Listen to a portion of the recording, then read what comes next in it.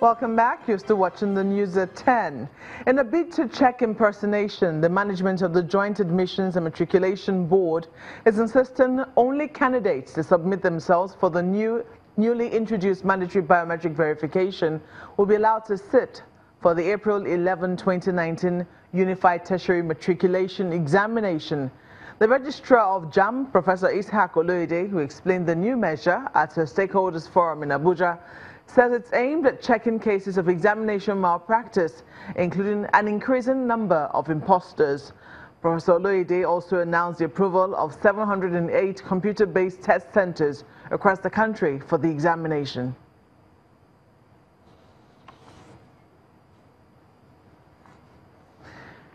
And that's all from Abuja. It's back to you, Joma, in Lagos. All right, thanks a lot, Mark. Bye. The Central Bank Governor, Mr. Godwin Emefiele, has announced plans by the Apex Bank to offer loans of not more than 9% interest to all palm tree farmers per annum. Speaking at a meeting with governors of Abia, Akwa Ibom and Edo states in Abuja, Mr. Emefiele explained that the bank's intervention in the sector will also include provision of high-yield seeds and agrochemicals to farmers. And shareholders of Zenith Bank PLC today passed a resolution for the payment of 2 Naira 50 kobo as dividend for the year 2018. Presenting the financial report at the bank's 28th annual general meeting, the chairman, Mr. Jim Ovia, says despite a difficult operating year, profit after tax grew by 10.9%. Our correspondent, Olu Phillips, reports. When they need to make a statement, it's usually audacious. It's in their color, their business value, their culture, and even in their meetings. It's the Zenith Bank's family meeting, comprising the strong leadership team headed by the chairman, and on the other side, the investors, usually regarded as shareholders. This is the 28th annual general meeting of the bank. Yes, all of those again. The turnout here is indicative of what will be a bright start of the week, judging from the key performance index. All trappings of such meetings in place, procedures followed, concerns raised and tackled. The main gist is to hear how well they performed in the year under review. Be it resolved that a final dividend of 2 Naira 50 kobo per share be and is hereby declared payable on pro rata basis to the shareholders holding fully paid ordinary shares registered in the books of the company, bringing the total dividend for the financial year ended December 31st, 2018 to 2 Naira 80 kobo.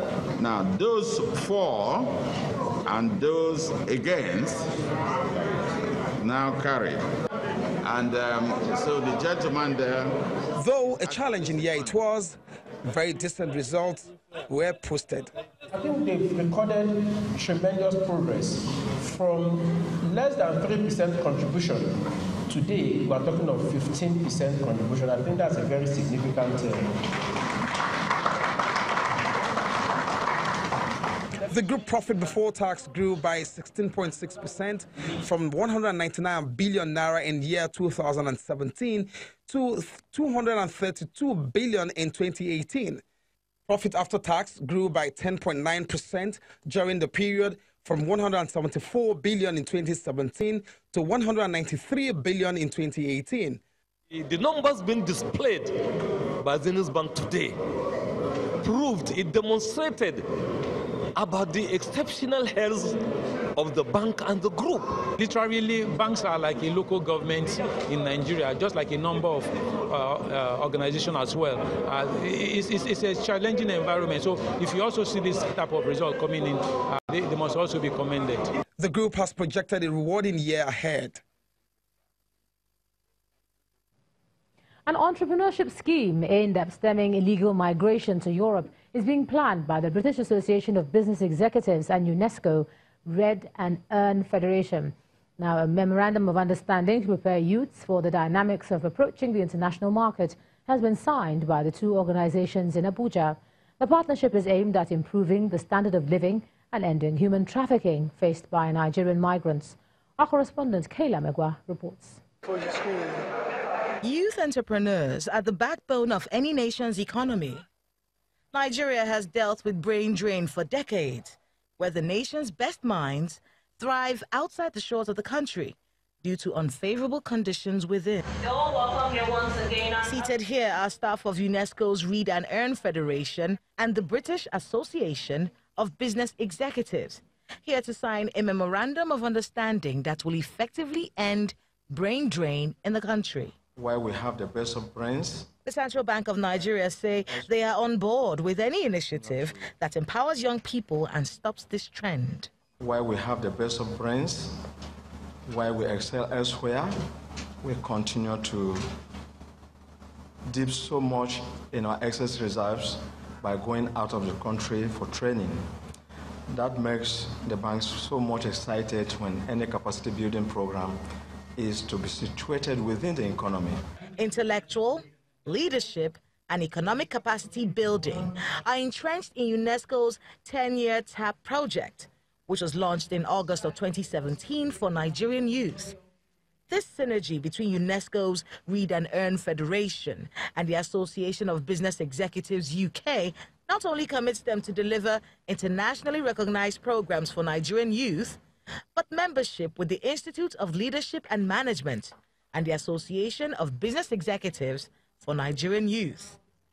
Everyone who goes through this course will come out of it with a business plan that they themselves have written and a certificate from ABE. The certificate is important because investors, whether they're in London or Berlin or Abuja, wherever they are, they want to be able to trust that somebody is coming to them who's actually gone through a process of learning. It technically is going to enhance the ambition of European Union operational strategy to curb illegal migration from Africa. The Association of Business Executives has helped 1.5 million young people all over the world master essential modern business concepts with practical skills and confidence to apply them. If the country fulfills its potential, it could become the 9th largest economy in the world by 2050. And with the world watching Nigeria closely, projects such as this one could become part of the roadmap to the future. Kayla Magwa, Channels Television News. From business plans, let's take a look at business news. Here's Kayode Okikiolu.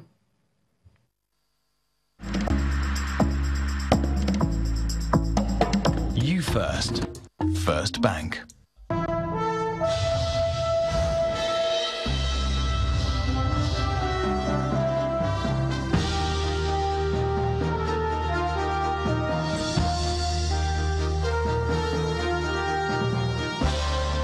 Thank you, Joma, and you're welcome to Business News.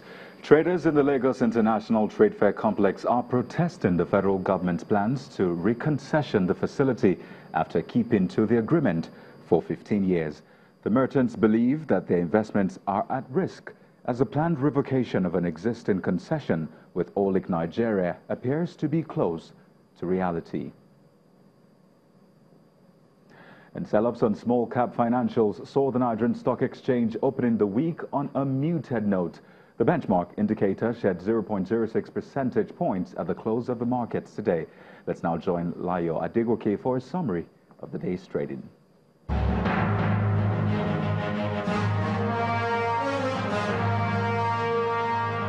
Hello and welcome to the Stock Market Report. Big names in the banking sector, particularly UBA and Zenith Bank, pulled down the overall market index at the end of today's proceeding. The all-share index, however, closed marginally low at 0.06%.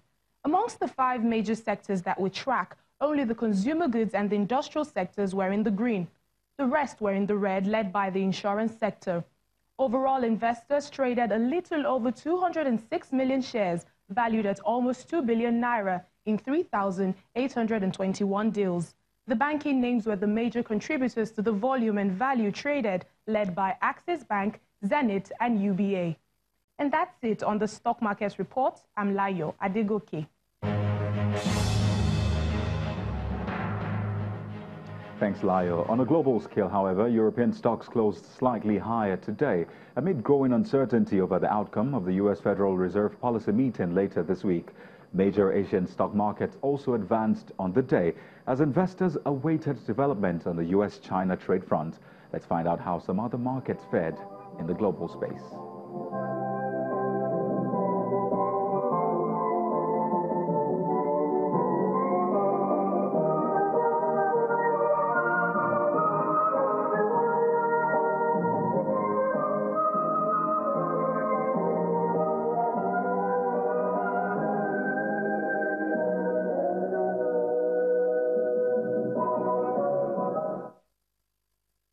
And that's business news for tonight. Thank you for watching. I am Kayode Okikiolu. It's now back to you, Ejioma.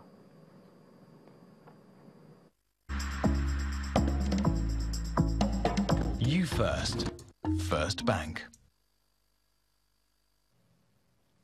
Thanks a lot, Kayode. Still ahead on the news at 10. Let's get a wrap-up of international news from our London bureau. Do stay with us.